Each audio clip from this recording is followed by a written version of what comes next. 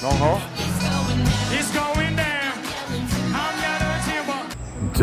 judge your current reality.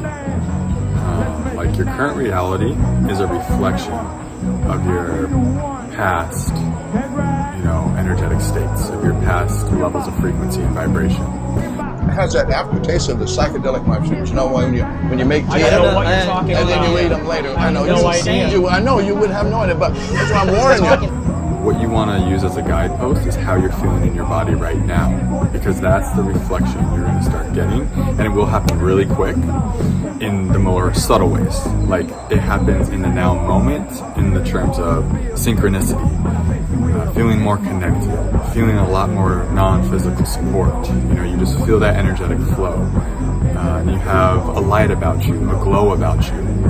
And so your now moment is going to reflect to you in a very positive way your inner vibration when you are in the flow state.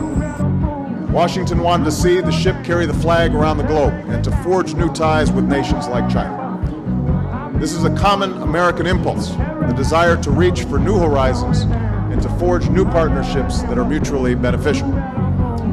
Over the 2 centuries that have followed, the currents of history have steered the relationship between our countries in many directions. And even in the midst of tumultuous winds, our people had opportunities to forge deep and even dramatic ties.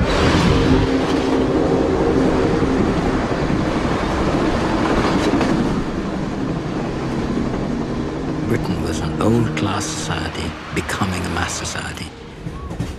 This is the period of the coming of television, it's the coming of youth culture, it's rock around the clock. It's the explosion of the 20th century in a sort of pre-20th century society.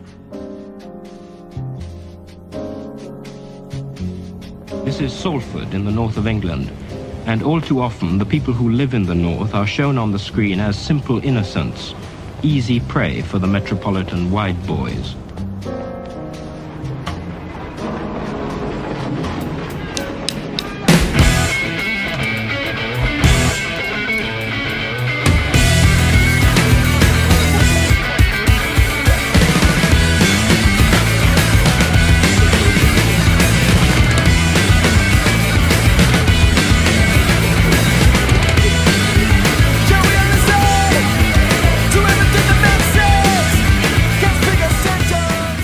My name is Evan, I'm 22, and I'm a supporter of Just Stop Oil, demanding an end to new licensing of oil and gas. We're broadcasting from inside the United Nations Climate Change Conference here in Madrid, Spain. The media advisory came in yesterday. Former New York City Mayor, current 2020 presidential candidate Michael Bloomberg would be speaking at 4 p.m. Madrid time at the U.S. Climate Action Center here inside the UN Climate Summit.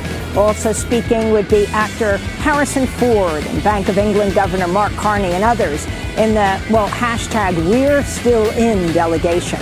The lawmakers, mayors, business leaders who are here to say that although the U.S. is pulling out of the Paris Accords, they're still committed. Throughout the climate conference, the delegation has been speaking and taking questions from the press.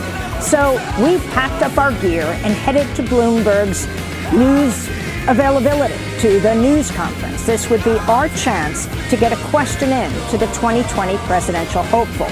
When we arrived, the pavilion was mobbed with press. We got in, many didn't. Harrison Ford addressed the packed room of reporters. We know the facts. What we need now is the courage to act. From history, we must learn. We must learn that in the face of suffering and injustice, ordinary people can and must stand up and determine the future of humanity.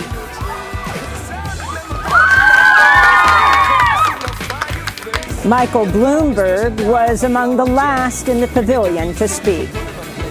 The reason that I am here in Madrid is really very simple. I am here because no one from the White House is here. We're looking forward to this November's election and a new president in 2020. We have to have America as part of the solution. To our surprise, as soon as Mayor Bloomberg wrapped up his comments, he was surrounded by security and walked out of the room without taking any questions. We followed him. Mr. Bloomberg, are you taking questions from the press? Mayor Bloomberg, will you be taking questions from the press?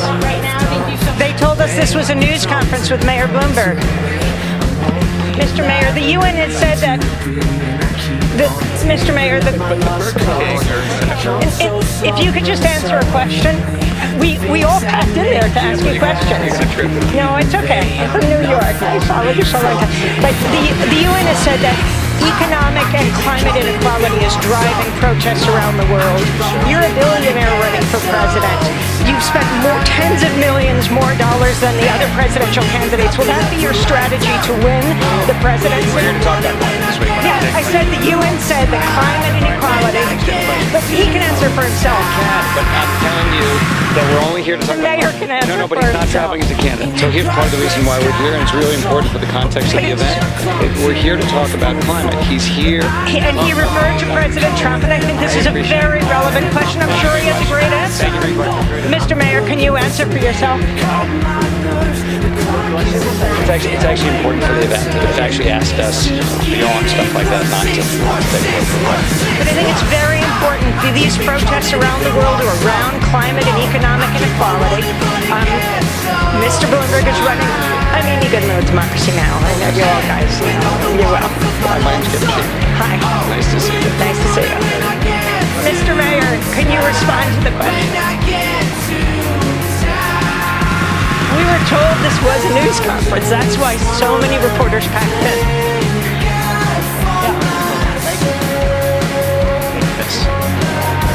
Mr. Mayor, how do you think that these global protests around inequality should be addressed?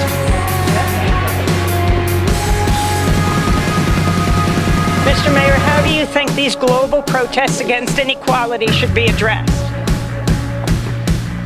If you answer it, I'll stop asking. Mr. Mayor, how do you think these global protests against inequality should be addressed?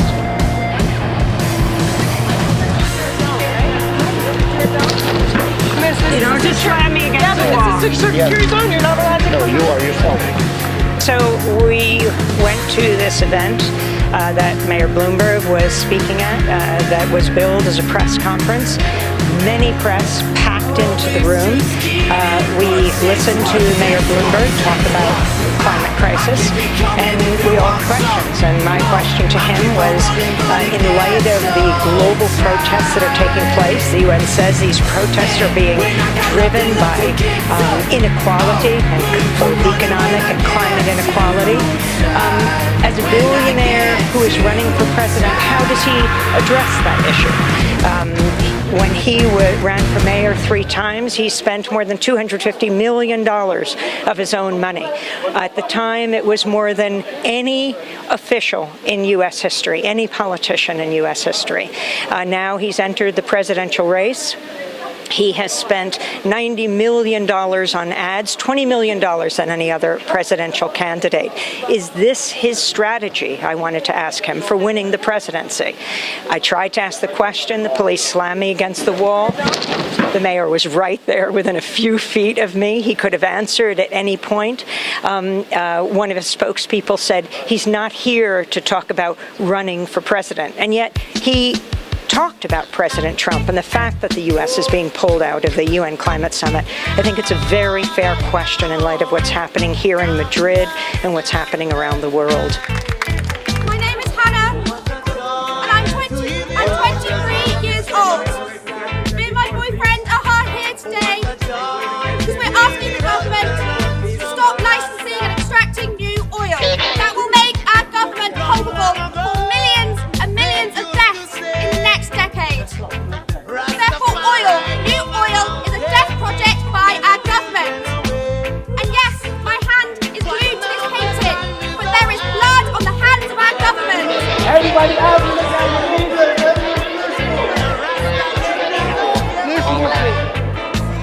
Come on, Badu. Move everyone. Excuse me, please. For instance, Americans will never forget the hospitality shown to our pilots who were shot down over your soil during World War II and cared for by Chinese civilians who risked all that they had by doing so. We tried our best. He was silent for a long time. I was walking pretty much at his side. A different kind of connection was made nearly 40 years ago, when the frost between our countries began to thaw through the simple game of table tennis.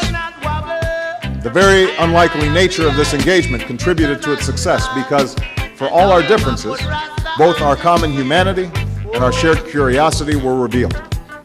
As one American player described his visit to China, the people are just like us. Mayor Bloomberg should be willing to answer questions, not call a news conference and then not answer questions when the press packs in. The country is very similar to America, but still very different. So we'll try again another time. Of course, this small opening was followed by the achievement of the Shanghai Communique and the eventual establishment of formal relations between the United States and China in 1979.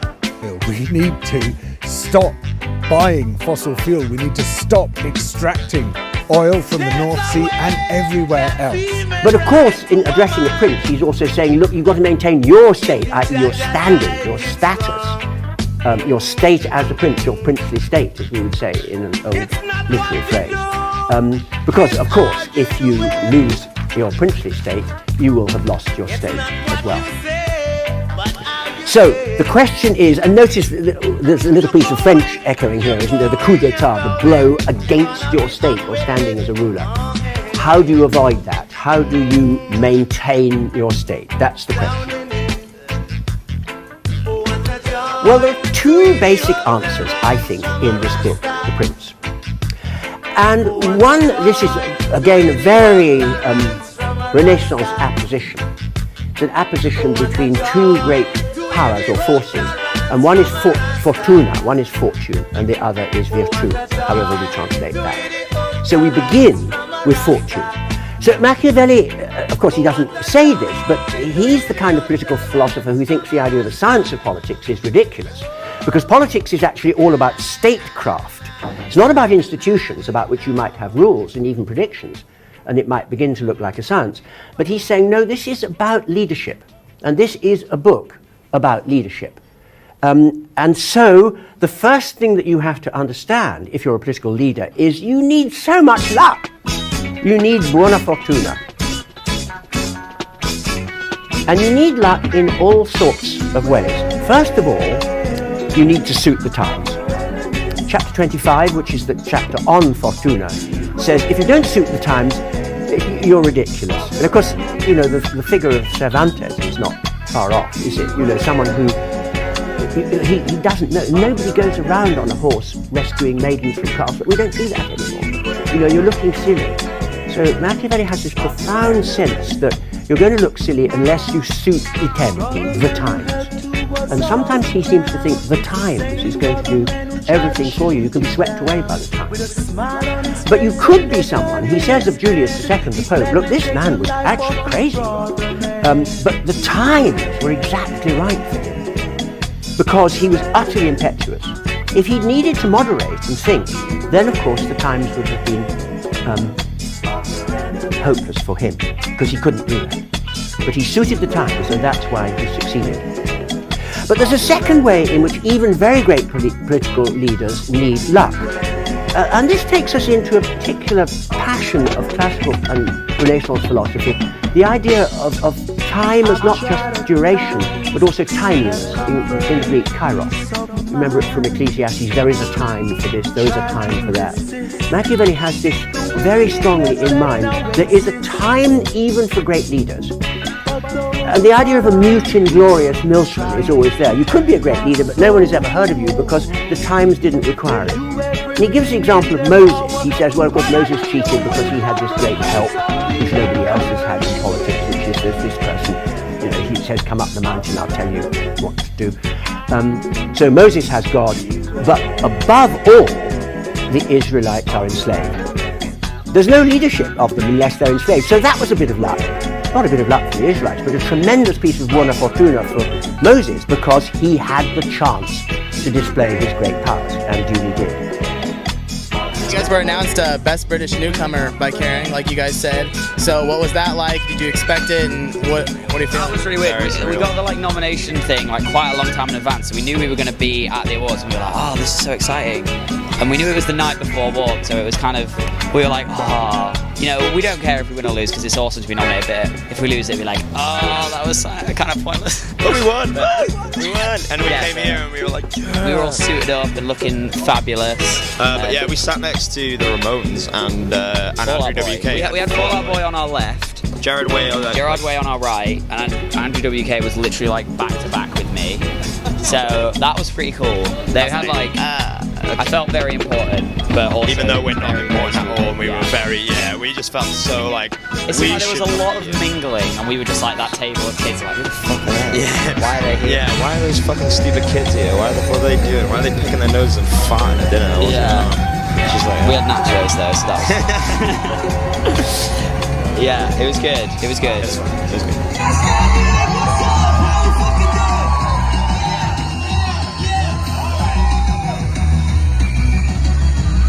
Kick it up for the new one.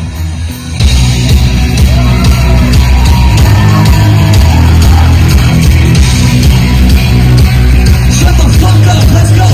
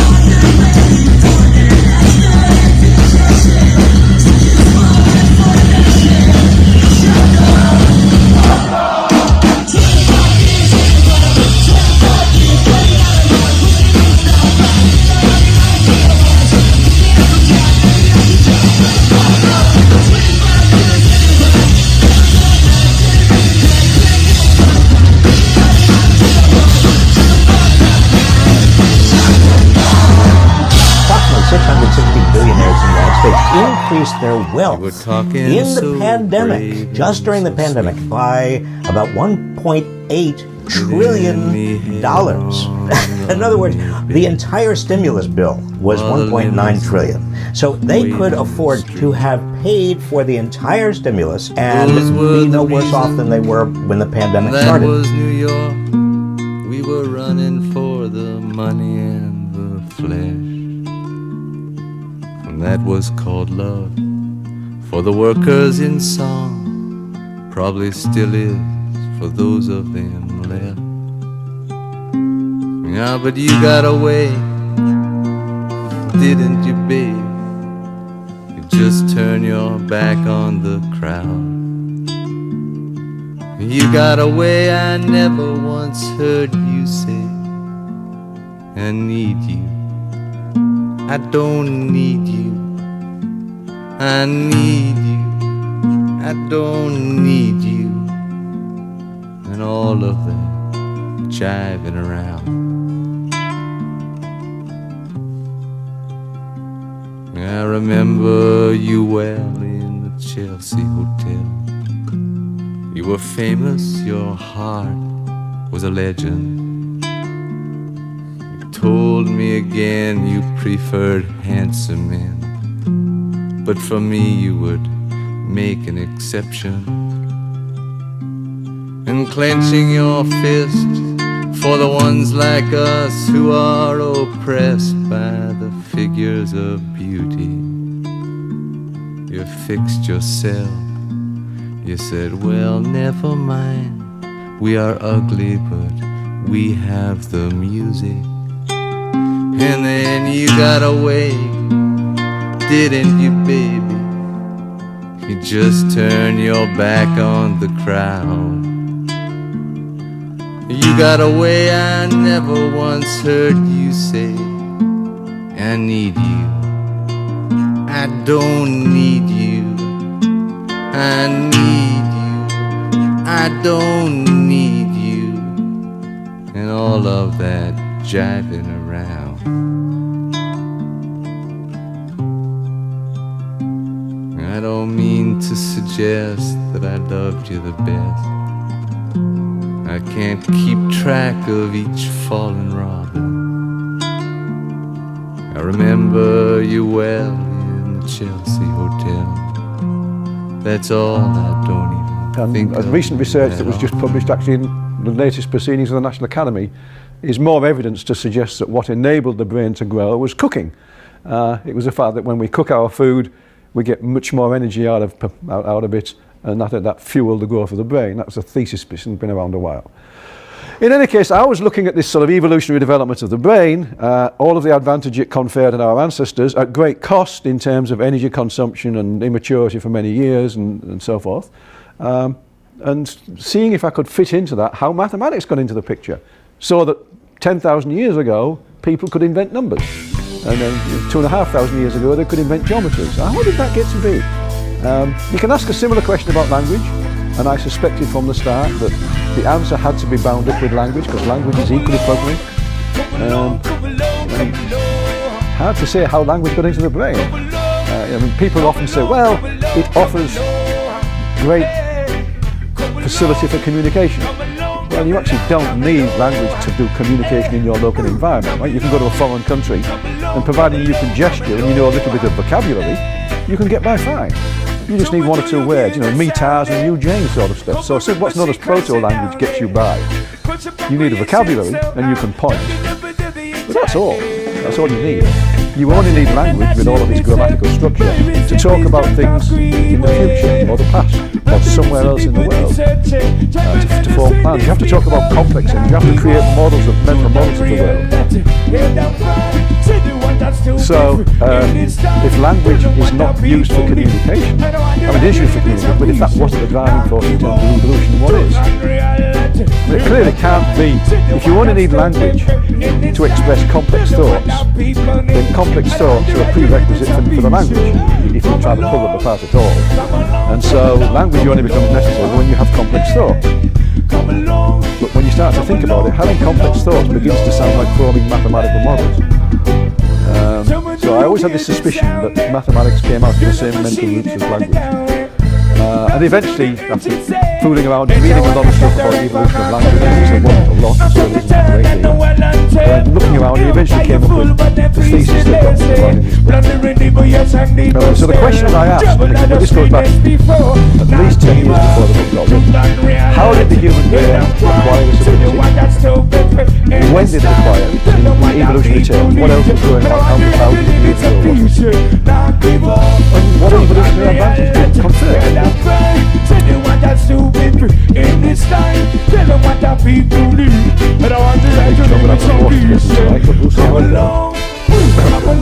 And the approach I took was just the standard sort of scientific approach. I said, well, let's just split it up, let's divide and conquer, let's just split it into some questions. And say, let's just not talk about mathematics. Mathematics is a broad subject. Let's split it apart into basic constituents. simple mental capacities, at a level of simplicity where we can tell a plausible natural selection story. Ask what led to the human brain acquiring each capacity. If I do it right, most of these are going to be obvious, just self-evident, we can just easily answer them. And if we can easily answer them, we can sort of nail it from human evolutionary history, we can sort of nail it in our history as to when it was acquired, and then ask the $64,000 question, how and when they came together to give mathematical thinking. Because there was a sudden blossoming about 10,000 years ago where the whole bandwagon of mathematics was born. And so what was going on 10,000 years ago proved that once you've got mathematics, it's very useful, which is the same for language. Once you've got language, boy, it's useful to communicate. Something else has to be going on the brain to drive. And the most obvious thing wasn't constructing models, complex thinking, planning. Okay, so I came up with a list of basic capacities that go together to give mathematics. There's number sense. This is the one that Verheyen wrote about.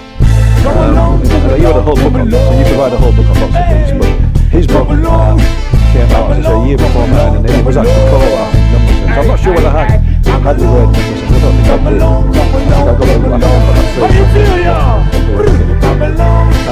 numerical ability, that's for sure. I think I just have something like quantitative capacity. Numerical ability, with numbers being different from number sense. Number sense isn't about having numbers, it's the sense of size. Let me use it one time for Jason over here. His term actually is a little bit misleading in that sense because it makes you think of numbers, but it really means sizes of collections. Numerical ability is really about numbers. So you have to have numbers to have numerical ability, but you don't necessarily need numbers for number sense. Spatial reasoning ability, a sense of cause and effect, that's what mathematical reasoning is all about. The ability to construct and follow a causal chain, sort of chaining things together. That's believed by many people to be a driver of large brains as well. Spear throwing was one of the theses that was put. I've read a ton of stuff on evolution.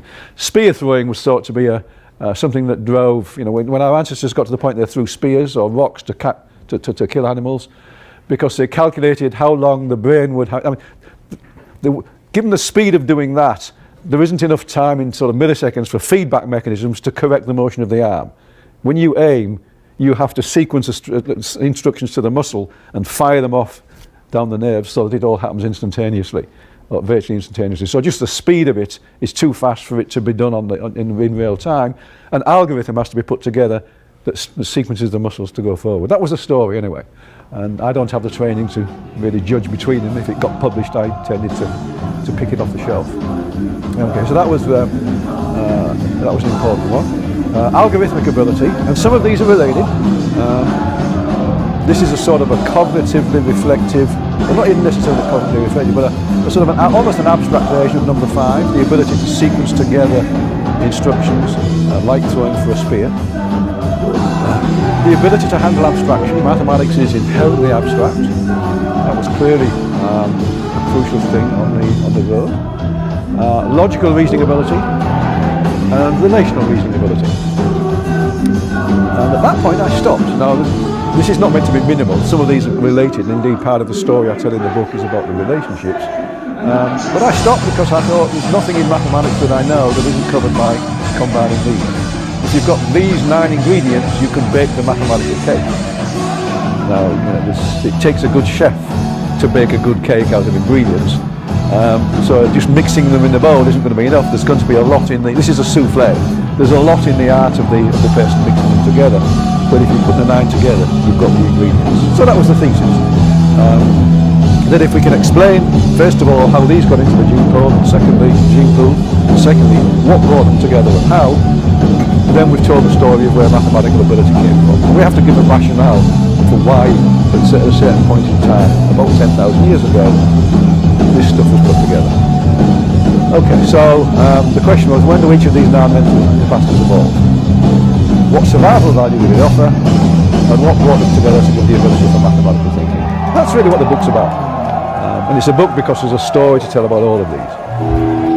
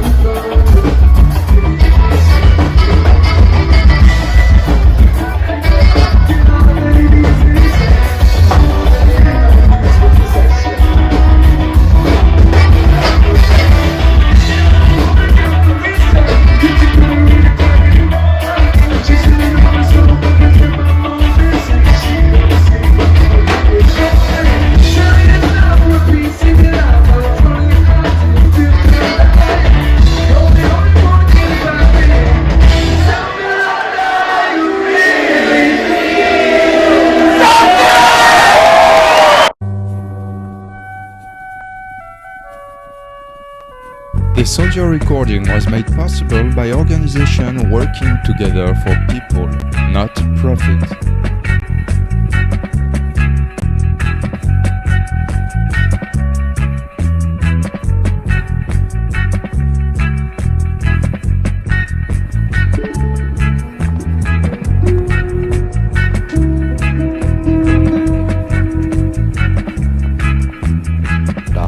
Have always been grounded on rather long-term universalistic sets of values. It's also been grounded on long-term historical descriptions of our society. We thought they would hold as political metaphors, and I just don't think they do, either for the right or the left. It means a politics which is much more self-reflexive, which is constantly inspecting the grounds of its own commitments, which can never hope to mobilize or inscribe support in an automatic way. Yes, there are no large collectivities which can always be whipped up in line.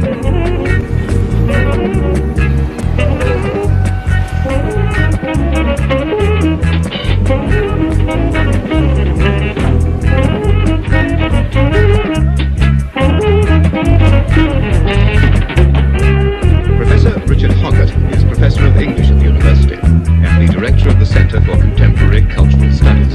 I'm Stuart Hall, and with a colleague from Birmingham University, Professor Richard Hoggart, I'll be talking in this program about English provincial working class life and people.